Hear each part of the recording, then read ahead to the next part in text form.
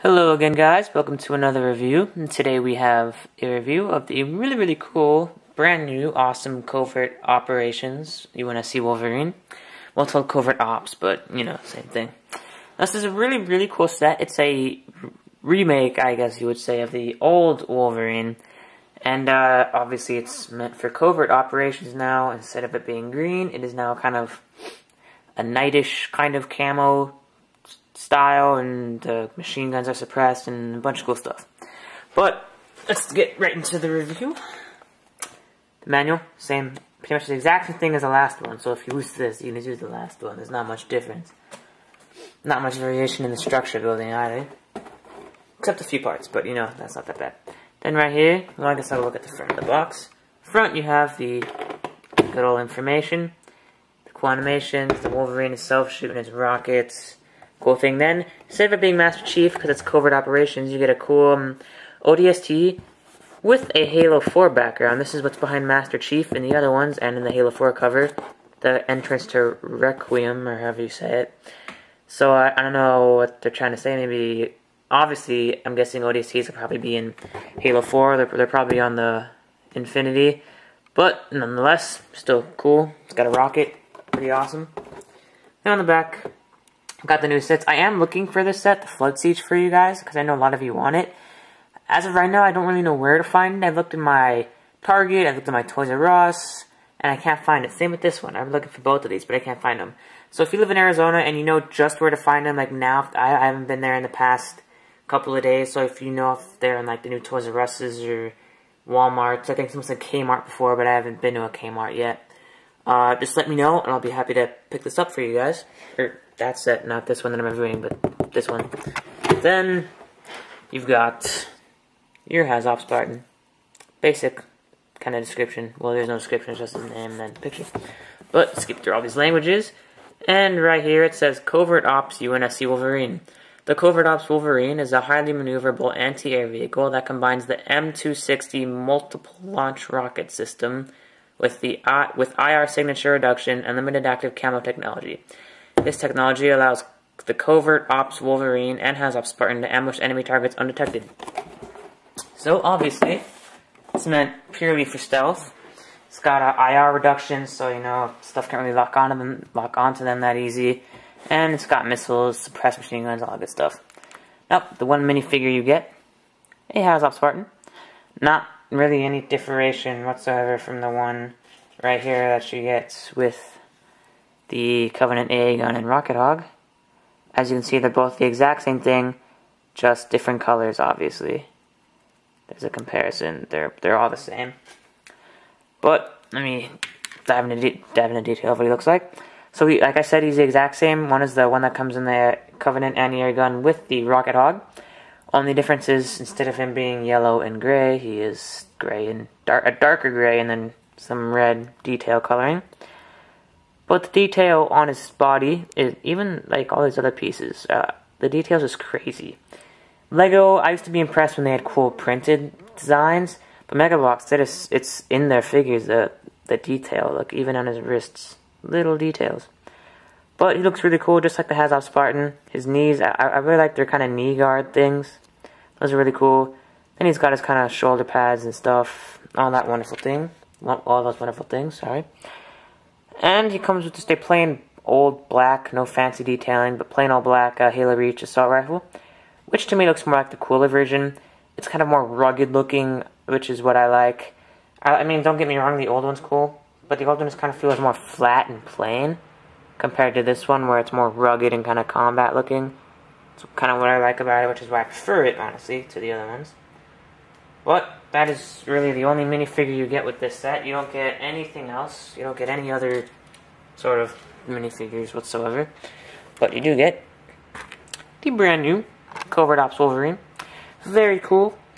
Really cool compared to the other one. The other one's pretty much the exact same thing, but there are some better features. First off, I'm just going to say, I know I had this problem, and I'm sure I cannot speak English today, forgive me. A lot of you guys also had this same problem. The missiles would not go in all the way on the old version. They would not go in, or if you pushed them in, they would just fire out on their own. And it was a mess. It was really annoying. These ones, It's kind of a new, sturdier build for the rocket pods. So they click in. There's a distinctive click when you put it in. Like, you hear a loud click and you know it's in there. So they do all fit in very nice. The missile launch very nice. Problem fixed. That's what I was most happy about. I was actually worried about that. I was wondering if the missile pods would be malfunctioning again. But it doesn't, which is really cool. But there are a lot of stickers. Every decal you see on here is a sticker. That's a sticker. That's a sticker. That's a sticker. That's a sticker. That's a sticker. That's a sticker. Even the logo is a sticker. There's a bunch of stickers. But the main difference you will know, this one actually has an antenna. The old one did not have an antenna at all. And the machine guns are a little different. The builds on these machine guns was slightly different compared to the old one. Obviously, it's a Covert Ops version, so they kind of suppressed machine guns. But the build is slightly different compared to the other one. There's kind of a box in the back that the ammo, I guess, well, I don't know what that's for, but the ammo goes in here. Still goes relatively 360, well, not really, that's more like 180. You can't make it fully go this way because this part hits that, and this is curved, so you can't go through. And honestly, this blocks this, so you can't do that. But you do get 2 turrets. Very nice. And the hatch does open up, and your guy can fit nice and cozy in there. He even has 2 handles and a sticker for a control pad, and he does fit very nicely inside, and it just clicks nice and easy. All these things are kind of more firm and well put together compared to the other ones, which is what I really like. Then something I forgot to show you. This feature's still here, the kind of lockdown mode right here, where kind of like if you played Halo Wars, that's for when it kind of holds itself into the ground, so when it fires the missiles, it won't fly back and go nuts, because obviously the missiles will have more force than the truck. And it is kind of similar to the shock absorbers on the back of the Rhino, because if you fired that Rhino and you didn't have anything to absorb the shock, you would basically shake that Rhino to pieces. Similar concept with the Wolverine. And they do fold right up. Kind of act as kind of bumpers, I guess. Frontward bumpers to ram into stuff. So I guess it serves more than one purpose. It's kind of like an armored car, too. Then, the treads. The treads are very nice. They are the exact same thing as the last one, so there's not really much there. You get 2 wheels here, and then this one here, which is kind of what allows it to move and holds it together. And they do go and flow very nice. The wheels are also really good. They it's slightly different than the older ones. You can't really notice it, but the pattern on the wheel itself, or the tire, I guess, slightly, just the slightest bit different than the old one. And let me go on to the back. Oddly enough, there aren't any shock absorbers on the back, which is what you would think there'd be. You'd think there would also be shock absorbers that come out right here, just like the Rhino, because, I mean, obviously these fires are going to be kicking back. But I guess because it's a smaller vehicle, you just need the ones in the front to kind of dig itself into the ground and hold itself there while it fires.